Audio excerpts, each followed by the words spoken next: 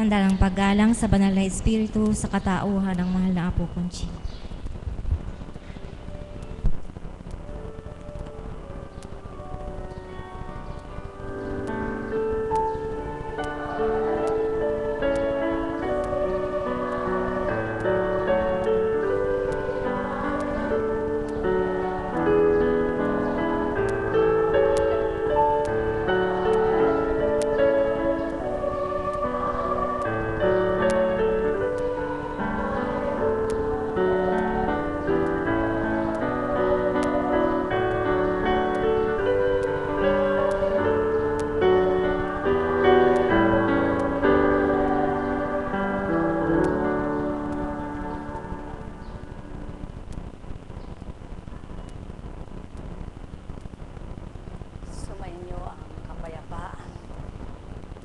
Kay buti ng Ama, kay dakila niya.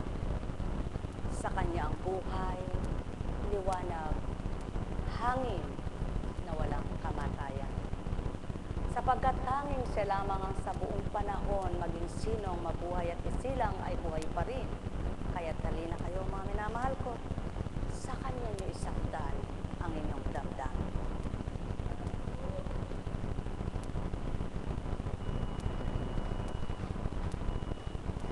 Di halata.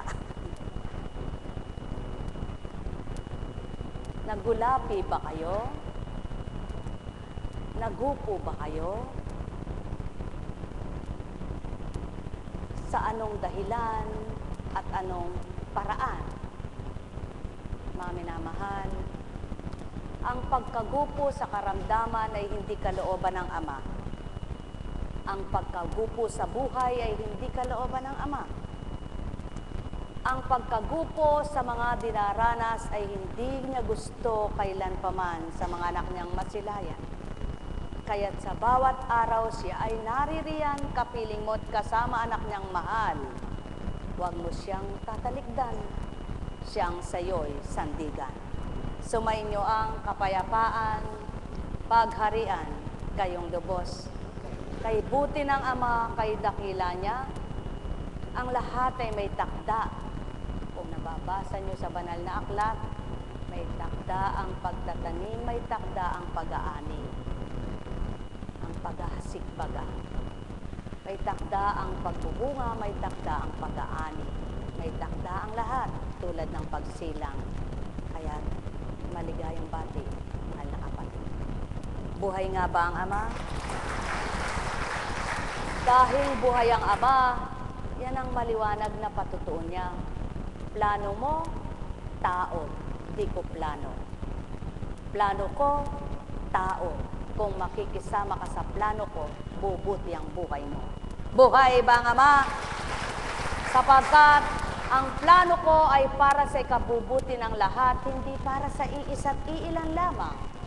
Kaya't kapag nakiisa ang lahat sa aking plano, lahat ay may sasaayos ng plano kong mabuti. Buhay ba ang Ama?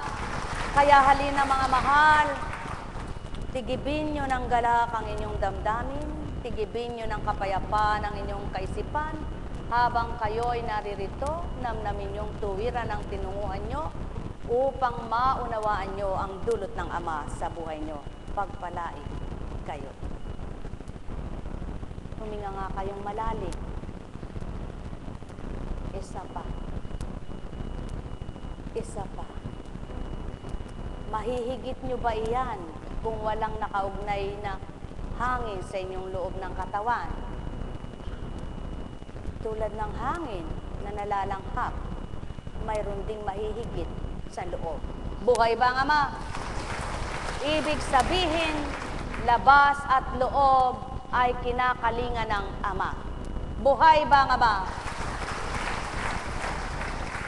Labas na pang-anyo mo, panglabas na katauhan mo, maging ang kaloob-looban ng katawan mo ay kinakalinga niya. Walang hindi siya pinangalagaan. Ang lahat ay nasa kanyang pangangalaga. Kapag siyang nangalaga at nangasiwa at pinagkatiwala mo sa kanya ang iyong buhay na kaloob at pinagkaloob mo ang lahat sa kanya, siyang mangangasiwang ganap sa buhay mo. Pinagkatiwala nyo na ba sa kanyang espiritu ang inyong isip, damdamin, buong pagkatao? Naramdaman nyo ba kung paano siya naghari sa inyo? At nasubukan nyo na bang ang espiritu nyo ay wala at ang pagkatao nyo ang naghaharit nangunguna? Ano ang malaking kaibahan? Mga mahal, kaya't kapag sinabi mo, naku, tinatamad ako, pagkatao yan. Kapag sinabi mo, ang galak-galak ng puso ko sa Diyos yaan. Buhay ba, Ama? Sapagkat kapag natangay ka ng iyong katamaran, nasa ng sipag na dulot ng Ama mo sa iyong buhay. Kapag natangay ka ng iyong kadiliman, nasa ng liwanag na dulot sa iyon, Ama, ang nagbigay. Kapag ikaw ay natangay sa iyong kahinaan, nasaan ang lakas niyang sa iyo'y pahiram upang manampalataya kang siya'y buhay na buhay. Kaya't kapag nagpatalo ka, tao, tuwiran mong pinatotohanan, pinailalim mo ang Ama mo at hindi mo pinanaig sa iyong buhay. Buhay ba, Ama? Kaya sa buhay ng tao, iba't iba man ang kaganapan, iba't iba man ang nagaganap, subalit sa iba't ibang kaganapan at nagaganap sa buhay ng tao, ang Ama ang nagpapatupad sa kalayaang mabuti. Ang Ama ang nagbibigay siglat liwanag ng katawan para makalaban at makapanahan sa iyo ang banal. Buhay ba, Ama? Kaya nga, kung dumaratal sa iyo ang kahinaan, anong dapat mong gawin?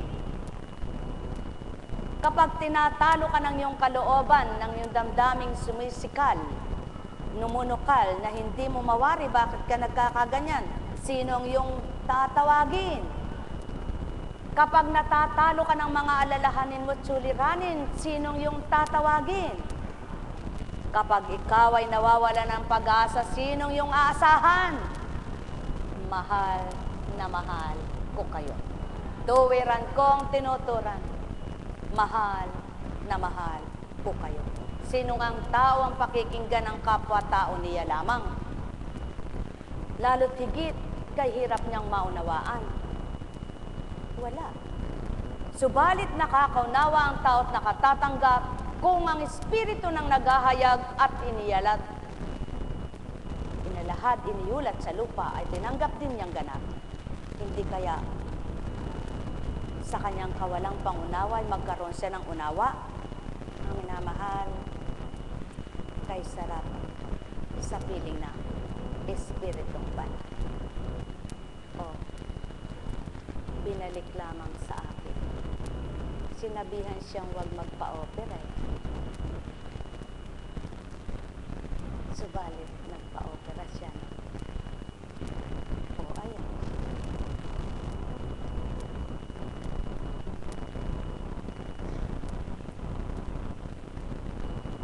Kung bilang ako, kuntsing bilang tao, hindi niya bati, walang bati. Kaya kaninang nagpapakilala,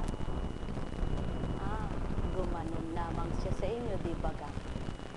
Subalit ilang panahon man, ilang taon ang lumipas, kilala pa rin ng Ama ang lahat ng mga anak niya. Buhay ba ang Ama? Kaya ang bawat araw ay pakinabang sa nagbibigay kapakinabangan na kung tuwirang hahanapin at masusumpungan, yay walang dilitiba, Diyos amang walang hanggan. Pagpalain kayo. Ikaw ba ay pipi? Wala kang masabi? Ni isa mang letra di mo mabigkas? Kung saan-saan ka na ba pinapagamot? Kung saan-saan ka na dinala para mawala ang iyong pagkapipi? No ikaw ba'y sinilang ay hindi pipi, ngunit nang nagkasakit kay napipi ka, sapagkat nagkadiferensya ang iyong loob ng lalamunan, ang dila, o yung tinatawag na tilak-tilaukan, o kaya dito sa yung spinal cord na tinatawag O dili kaya ay sa esophagus mo. O dili kaya ay nagmula dito, mula utak mo hanggang patungo doon. At wala ka ng pag-asa. Ikaw ba ay sinilang na pipi? May diferensya. Ngunit ikaw ba naman ay pipi lang sa katotohanan? Lahat na yan may paraan. Sa iisang mamamaraan ng katotohanan at may datal, may bahagi ng buhay. Buhay ba nga ma? Kaya pipi sa katotohanan, pipi sa hindi niya gusto, at ito'y natural na sa kanyang pagkatao, may gamot lahat, may pamamaraan lahat, na kung loloobin ng amay sa isang iglap ay kanyang may babahagi sa nais niyang bahaginan at palayain. Buhay ba nga ma? Sa makapid, mga minamahal,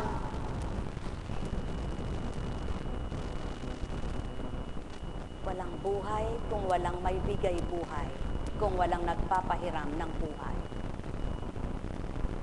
Inyong pakinggan.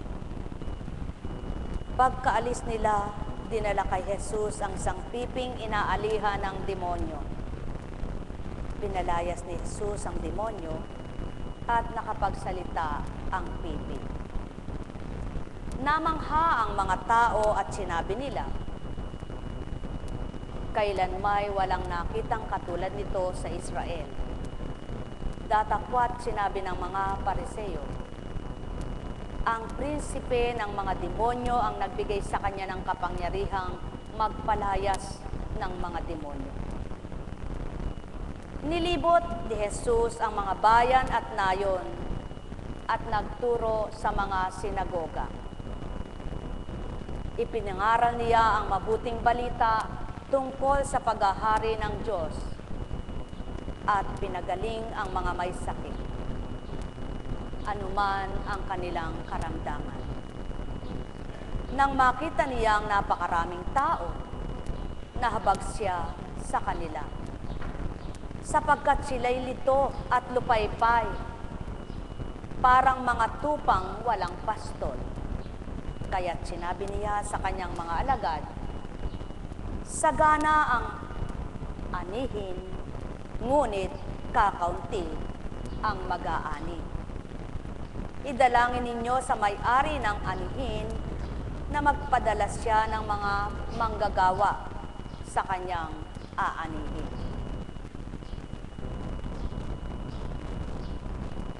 Kay dakila ng Ama, kay buti niya. Marami siyang ibinigay na pagpapala sa lupa. Marami siyang bahagi na pakinabang at kapakinabangan sa lupa. Subalit ilan kaya ang makikipag-ani sa kanyang kabutihan? Ilan kaya ang manggagawa niya sa kanyang kabanalan? Ilan kaya ang makikinabang sa kanyang kagandahang loob? Ilan kaya ang magpapatutong sila'y Diyos ang tinatawagan at sa kanilang ginagawa ay napapatutuhan ng Diyos nga ang kanilang tinatawagan at pinananaligan? Marami ang kaloob, subalit ilan ang nagsabuhay ng mabuting kaloob? Marami ang aanihin, subalit ilan ang totoong mag-aani? Napakalawak ng daigdig, napakabuti ng Ama, sa lawak man ng daigdig, hindi siya kinulang kailanman, at kailan may di magkukulang. Sapagkat sa Kanya ang mabubuting ani, at sa Kanya ang mabuting manggagawa nila. Sapagkat ang tunay na manggagawa, nakikiisa sa Kanya, at ang bawat pakikiisa nila, pinakikinabangan ang inaning mula sa Kanya. At kung paano nag-aani sila sa mga pakinabang na binahagi sa kanila, sila rin ang nasisiyahan, sila rin ang magagalak. Kaya may pinangangasiwa siya, mayroon siyang binahaginan kung papaano ang kanyang mga panukala at mabuting balita ay binabahagi sa madla. Subalit, ilan kaya ang makikinabang sa mabuting balita? Mga minamahal, bingi ka ba? Bulag ka ba? Pipi ka ba? Ang pagkabulag mo ba ay tuwirang literal? Nang mata mo ay bulag, ang tenga mo'y bingi, kaya hindi ka makarinig,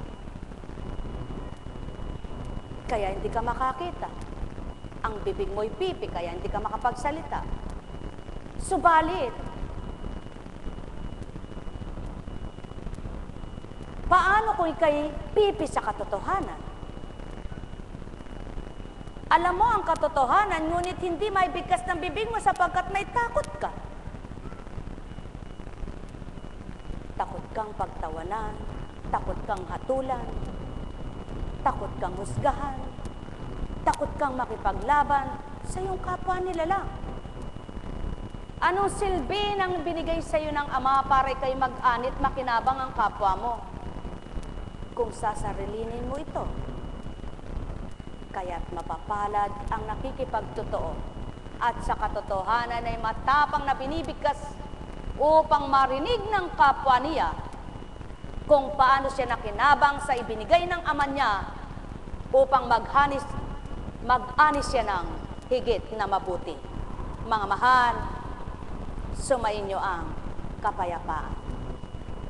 Malawak ang daigdig, siksik-liglig at tumaapaw ang mga biyaya at pagpapala ng Ama. Gayon din ang kanyang mga banal na aral, umaapaw, walang katipusan, walang katigangan.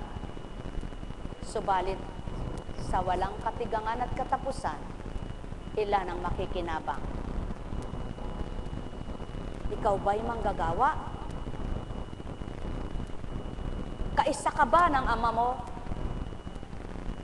sa kanyang bukirin sapagkat maraming aanihin? Paano mo ito sinasabuhay? Paano mo ito binibigay upang mapatotohan ang isa kang tunay na manggagawa? Ano ang pakinabang mo sa ginagawa mo? Pinakikinabangan mo ba ang bahagi sa iyo ng Ama na hindi kayang ibigay ng kapwa mo tao? Magalak ka at magpuri, sapagkat hindi nga ganang kalooban ng Ama na sundin mo ang mabuti pagkatapos sa puso mo'y masama ang daladala. Maliwanag niyang tinuran, sundin mo ang mabuti, ngunit hindi mo masusunod ang mabuti kung ang taglay ng damdamin mo'y masama. Kaya, anong inani mo sa kanyang mga mabubuting hain sa lupa? Mga mahal, sumainyo ang kapayapaan.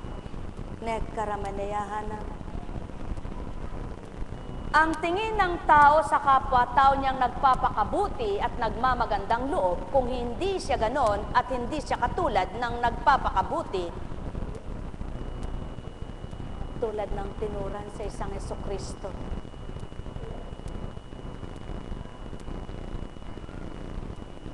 Ang nagbigay ay ang demonyo. Sinong demonyo ang magpapalaya sa mabuti?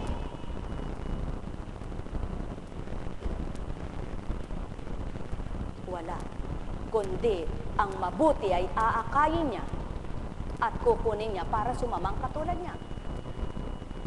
Kaya nga, isa ka ba sa nagpakabuti at bumuti ka ng bumuti, naakay ka ng Ama, nag-ani ka sa Kanya, sapagkat naging mabuti kang manggagawa niya.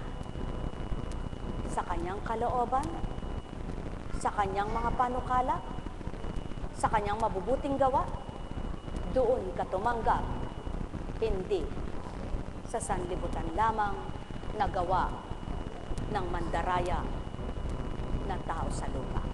Ang pit, Heche karama halaya.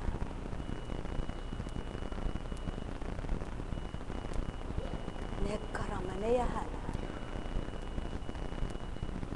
Nekkaramaneyahan. Ang mithi ng laman ay hindi mithi ng espiritu.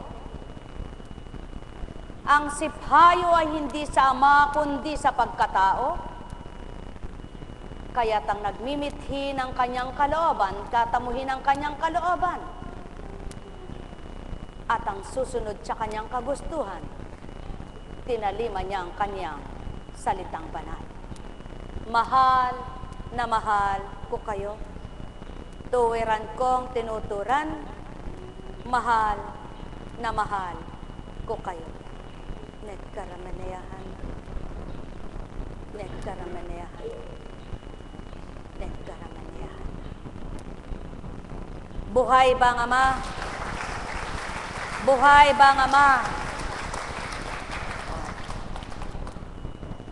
Naniniwala po ba kayo na ang sobrang pag-iisip ay nakapagdudulot ng hindi maganda sa katawan?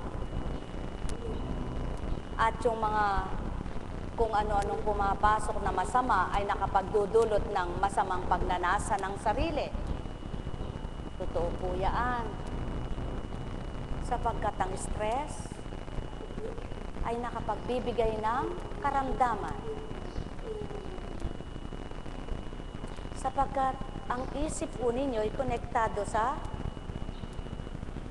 kaya nga nakakaramdam siya ng gutom na nagmumula sa isip mo, pakainin mo. Tama po ba? Kaya nga nakakaramdam siya ng pangahapdi. Nautusan ang isip mo, kumain ka. Buhay ba ang Ama? Sa mga kapit, i-reset niyo yung isip niyo. Natuturuan ang pag-iisip ng tao. Totoo po yan, maniwala kayo sa hindi. Natuturuan ang pag-iisip ng tao. Kung sa dating buhay mo ay laging kung anong naisip mo'y ginagawa mo, nang nakikilala mo't kinikilala ang Panginoon mo, dapat iba na. Hindi lahat ng pumapasok dito ay ginagawa mo. Susuriin mo muna bago mo gawin, at hindi lahat ng pumapasok dito ay sasabihin mo. Susuriin mo muna bago mo bigkasin. Buhay ba ang Ama? Kaya naman, ang napaghaharian ng isip at damdamin ng banal na Espiritu, siyang nasisiyahan, siyang nagagalak, siyang tumatatag, siyang tumitibay. Buhay ba ang Ama? Kaya, nang wala sa kanyang paghahari ng banal na Espiritu, siyang taong maisip sa kapwa. Mataluti baga. Siya ang taong mapag-isip ng masama sa kapwa. Siya ang taong iba't ibang pumapasok ng iba't ibang masama sa isip. Subalit, nang mapangibabawa na siya ng Espiritu ng katotohanan, nawala lahat, parang pinalis. Pinalis. Ibig sabihin na hawi lahat, hindi winalis. Sapagkat ang winalis, maaaring may matira pa. Pinalis. At ang nagpalis niyan ay ang Ama. Sa kadakilaan ng kapangyarihan niya na kumilos ay ang kanyang Espiritu. Magnilay kayo, mga mahal ko. Kapag tinanggap mo ang Kristo, mapalalaya ka niya. Alipin ka ba ng iyong karamdaman? Manalig ka. Napipi ka ba sa katotohanan? Manalig ka. Bingi ka ba sa katotohanan? Gumising ka. Tulog ka ba sa mga bagay na kabutihan? Imulat mong iyong mga mata.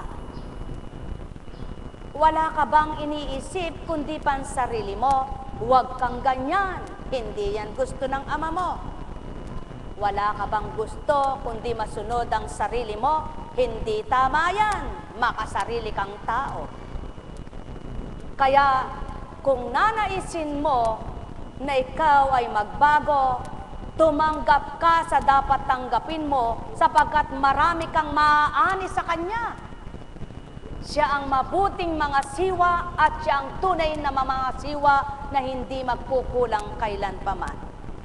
Kapag nagpangasiwa ka sa Kanya, isip mo'y pangangalagaan niya, damdamin mo'y pangangalagaan niya, mata mo'y pangangalagaan niya, tenga mo'y pangangalagaan niya, bibig mo'y pangangalagaan niya, buong pagkatao mo, pangangalagaan niya. Nag-ani ka ng liwanag, umani ka ng kapayapaan. Nag-ani ka ng galak, umani ka ng pagmamahal. Nag-ani ka ng kabanalan, aani ka ng kaluwalhatian. Buhay na walang hanggan, kaloob ng amang mahal. Sumayinyong kapayapaan, pagharian kayo, mga minamahal ko. Alalaumbaga, subukan ninyo, mga mahal ko.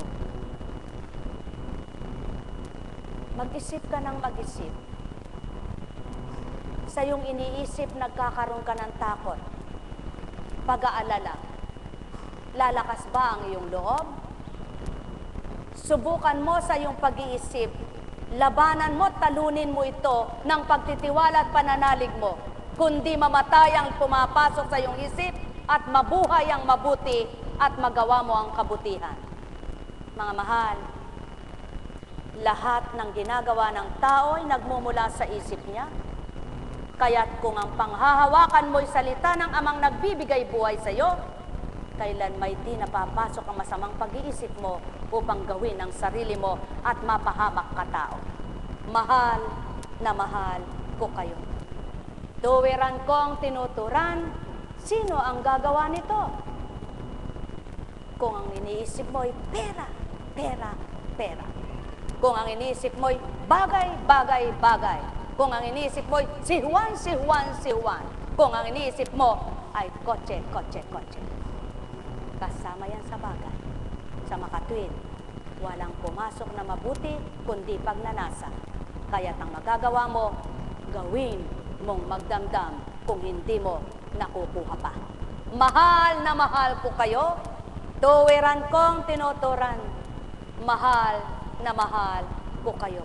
Kaya nga't maraming hinirang ang Ama sa apat na sulok ng daigdig niya upang mag-ani at makinabang sa mga hinahasik niyang pagpapala sa lupa ang kanyang mga anak. Sapagkat malawak ang daigdig, maraming aanihin, kakarampot ang mag-aani.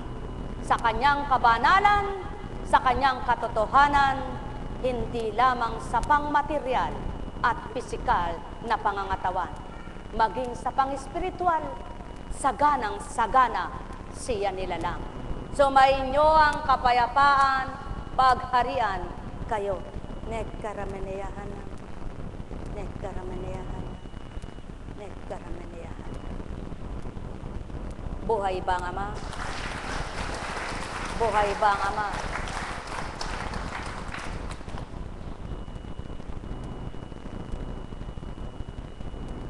Natutunan mo, bago ka matulog, isang basong tubig. Pagkagising mo, isang basong tubig. Pag naligo ka, pagkatapos, isang basong tubig. Ngunit, kinakalimot sa iyo ni demonyo para hindi mo magawa. Binubura sa iyo. Anong dapat mong gawin? Pabubura mo ba? Alam mo makabubuti yan sa iyo. Tama po ba? O, itinatala sa isip mo, magpakabuti ka, magpakabuti ka, magpakabuti ka. Inaagaw naman ang kalaban, wag, wag, wag, magalit ka, magalit ka, magalit ka. O sino-sinunod mo kapag nagalit ka? Sa makatwid, ang tao hindi lang isa sinusundan niya. Ang tao hindi isa ang sinusunod niya, sapagkat kung iisa lang ang susundin mo, at yung mabuti pinili mo, tunay na bubuti ka. Buhay ba ang Ama? Kaya, mapalad.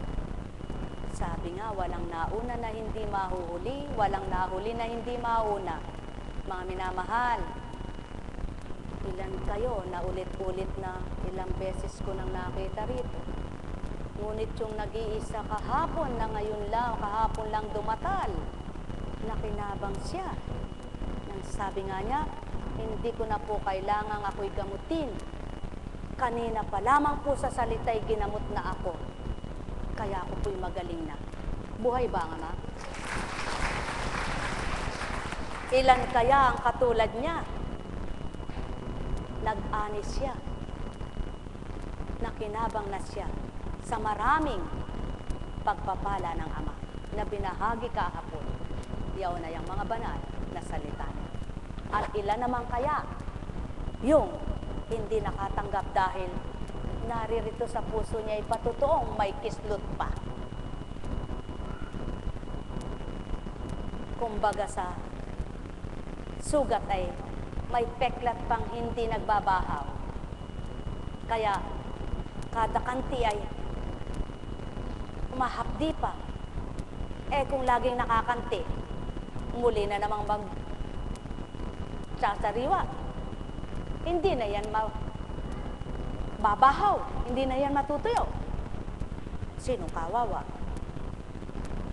Mga mahal, hindi ka mag-aani niya. Kahit gaano pa karami ang pagpapalang ibibigay ng Ama, hindi ka mag-aani ng kanyang mabuting pagpapala. Tandaan po ninyo, iba't iba ang pagpapala, ngunit ang pinakamabuting pagpapala ang natanggap mong Diyos na dakila. Buhay ba ang Ama? Hindi ka naman itutuwid ng Diyos mo kung alam niyang wala ka ng mali. At walang banal na tao, kaya ang sino mang nakikipagtotoo, habang naririnig niya ang mga mensahe niyang pinadadatal na napakabuti at nagpapabuti, wala siyang duming isip na pinatatamaan ako. Sapagkat hindi naman siya kilala nung pinangungusap niya. O kung kilala man ay hindi man sila nag-uusap. Paano niya masasabing pinatatamaan siya? Kaya, sa halip na nakinabang ang iba, napasama pa ang mabuting dapat ay pinakinabangan pa sa buhay niya. Buhay ba ang Ama?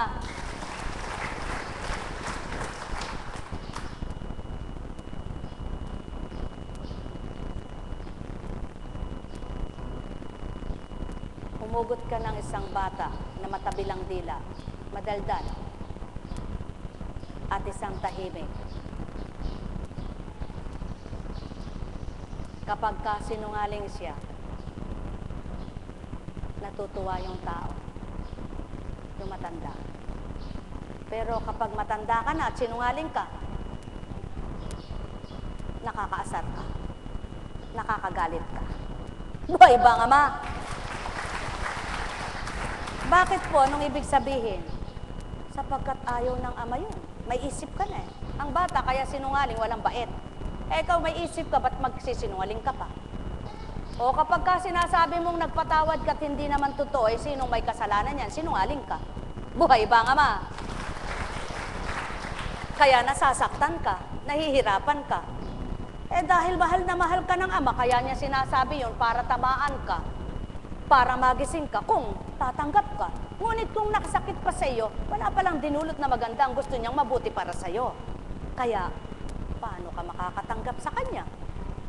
Buhay ba ang Ama?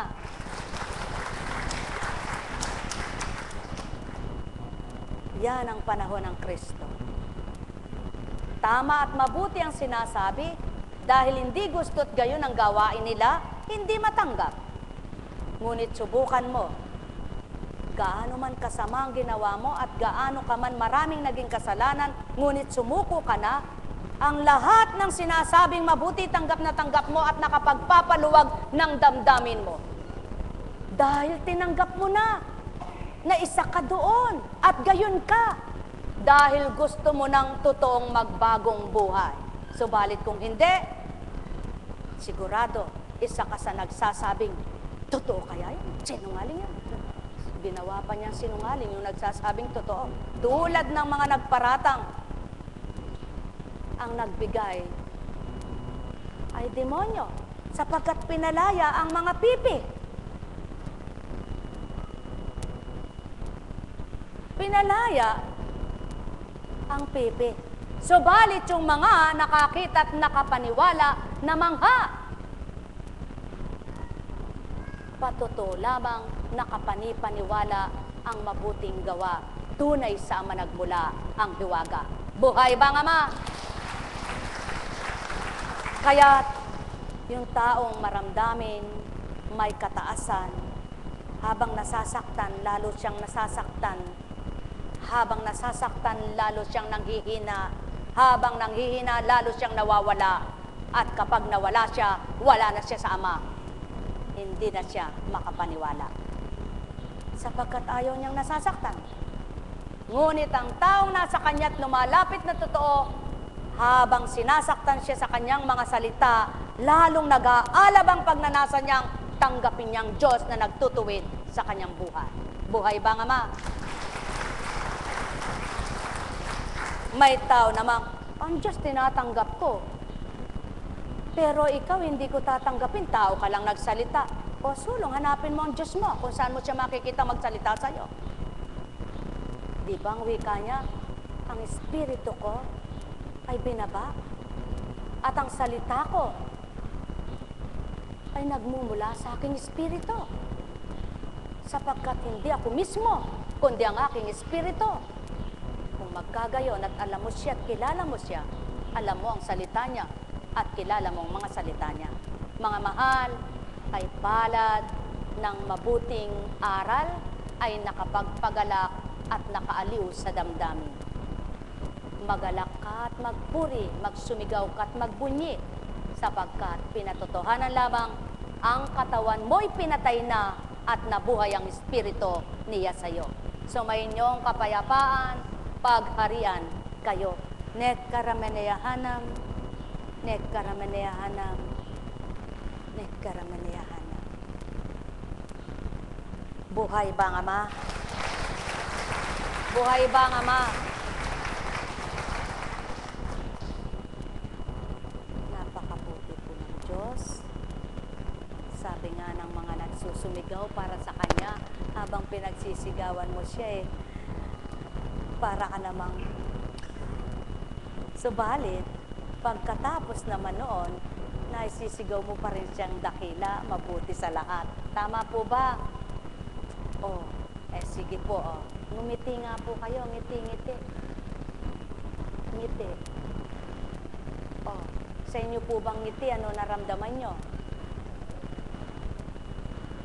Magalit ka, magalit ka, magalit ka. Bawag. Pag nagalit ka, sino? Sino? Nako, alam nyo po, naniniwala po ba kayo dun sa kung anong pananampalataya nyo nagaganap sa inyo? Subukan po ninyo. Kapag nagkaisa, sabi nga, may 1, 2, 3 higit pa na nagtitiwala at nananalig sa Ama, tunay na pinagkakaloob niya ang mga kahilingan nila. Tama po ba? Bakit po ayaw maniwala ng tao na ang Diyos niya ay nakagagawa ng hiwaga sa Kanya? Buhay po ba ang Diyos?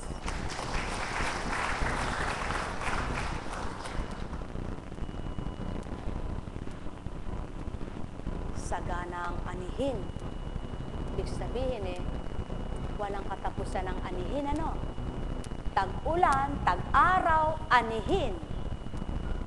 At ang aanihin mo na yan ay ang pagpapalang mula sa Ama.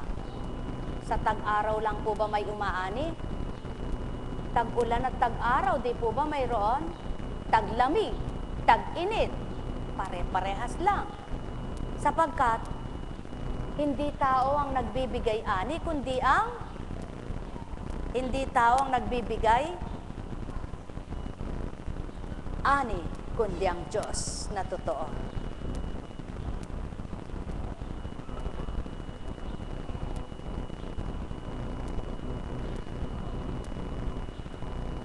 Kaya't ayon sa awit, tanging sa iyo lamang, Yahweh, ang dakilang karangalan. Hindi namin maangkin pagkat ito'y sa iyo lamang. Dahilan sa ikaw, tapat at wagas ang pagmamahal. Ganito ang laging tanong sa amin ng mga bansa. Nasaan ba ang inyong Diyos? Ang palaging winiwika. Ang Diyos namin nasa langit, naroroon ang Diyos namin. At ang kanyang ginagawa ay kung ano ang ibigin. Ginawa ng gintot, pilak ang kanilang mga Diyos. Sa kanila'y mga kamay, nitong tao ang nag-agos, ayos. Totoo nga ang may bibig, ngunit hindi magsalita. At hindi rin makakita, mga matang sadya-sadya. At hindi rin makarinig ang kanilang mga tainga. Ni hindi rin makaamoy ang ginawang ilong nila. Alin po yung tinutukoy doon? Yung mga rebulto sa unang panahon. Si Baal, si Aster, ang Guya, ang Buddha, ang dragon, na sinamba ng tao. Ngayon po ba, sinong sinasamba ng tao? Patunayan po ninyo na ang Diyos nyo ay hindi patay, kundi buhay. Na ang Diyos nyong tinatawagan ay makakarinig, makakakita, makakagalaw at may maibibigay. Sapagkat kung nagtitiwala ka sa Kanya, alam mo nakikita ka sa dalamhati mong taglay. Alam mo naririnig ka sa iyong panambitang masapat, matintiman. Alam mong batid niya at tarok ang iyong kalooban, ang laman ng iyong kaisipan ay nababasa niya. Bakit ka mawawalan ng pag-asa? Buhay ba ang Ama? Kaya dahil buhay siya, ang tiwala mo ay huwag mong pag-alinlanganin, kundi gawin mong matapat habang may buhay. Buhay ba ang Ama? Buhay ba ang Ama? Sadya nga po, kaya mapapatotohanan mong ikaw na nagpapakatotoo sa Kanya ay napapakita niya yung hulaga. O subukan nga po ninyo magpakatotoo. May kulang na po. Napatingin lang ako sa book.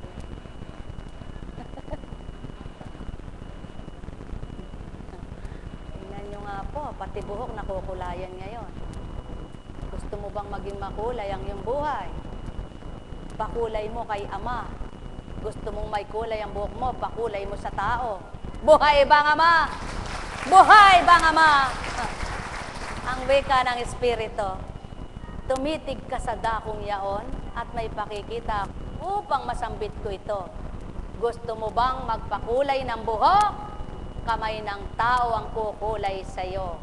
Mata niyang makakakita kung anong kulay ang gusto mo at masasabi ng bibig niya kung ano ang gagawin sa iyo. Gusto mong maging makulay, anak, ang aking buhay na pagkakaloob sa iyo? Di mo ako maririnig kung bingi ka sa katotohanan. Di mo ako makikita kung bulag ka sa katotohanan. Di mo ako kailanman mapapangusapan kung ika'y bulag, bingi, pipi sa katotohanan. Kaya't kinakalagan kita, anak. Magising ka sa katotohanan, mabuhay ka sa katotohanan, makalalaya